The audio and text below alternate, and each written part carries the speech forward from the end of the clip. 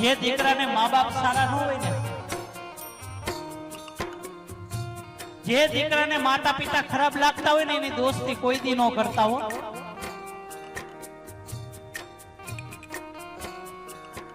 કારણ કે જે દીકરો એના મા બાપ નો ન થયો ને, એ કોઈ દી કોઈનો નહીં થાય. જે દીકરો એના માતા પિતાનો ન થયો ને, આ દુનિયાનો કોઈ દી નહીં થાય. અને જે દીકરા મા બાપ નું અપમાન કરે છે ને, જે દીકરા મા બાપ નું અપમાન કરે છે ને, એક વાત સાંભળી લેજો,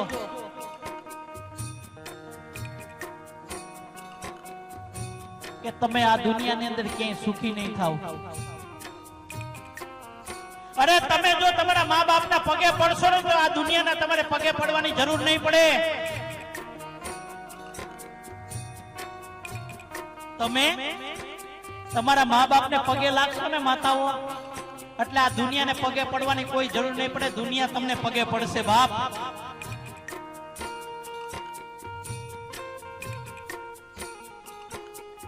તમે તમારા મા બાપનું અપમાન કરો છો ને,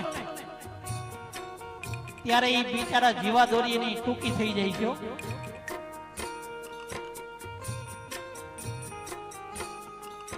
તમે તમારા મા બાપને એમ કહો છો કે તમને ન ખબર પડે, તમે આમ છો, તમે આમ છો, ત્યારે એની જિંદગીની જીવાદોરી ટૂંકી થઈ જાય બાપ.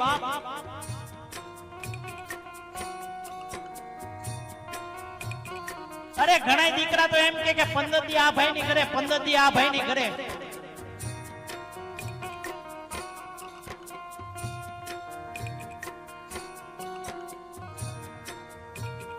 મા બાપ 4 દીકરાને સંભાળી શકે ગમે એમ કરીને, ભણાવે ગણાવે મોટા કરે, પેટે પાટા બાંધીને, પણ કપાતરના 4 દીકરા એક મા બાપને નથી સંભાળી શકતા હો.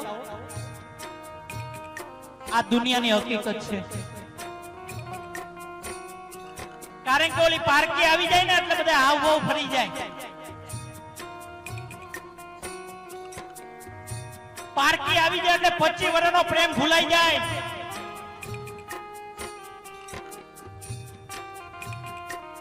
અને જેને જેને ધર્મ પત્ની નું કયું કર્યું છે ને, આ દુનિયામાં સુખી નથી થયો.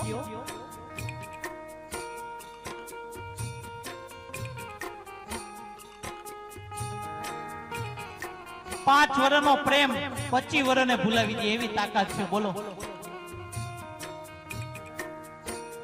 તમે જો તમારા મા બાપ નું અપમાન કરશો ને, તો એની જીવાદોરી ટૂંકી થઈ જાય બાપ. એની 80 વર્ષ જીવવાની ઈચ્છા છે ને, જો 50 વર્ષમાં વિદાય લઈ લેશે કે આવી જિંદગી જીવી એના કરતા તો વયું જવું સારું બાપ. કારણ કે તમને જે પ્રેમ બાળપણમાં આપ્યો છે ને, ઈ પ્રેમ એને ગઢપણમાં પાછો જોતો છે.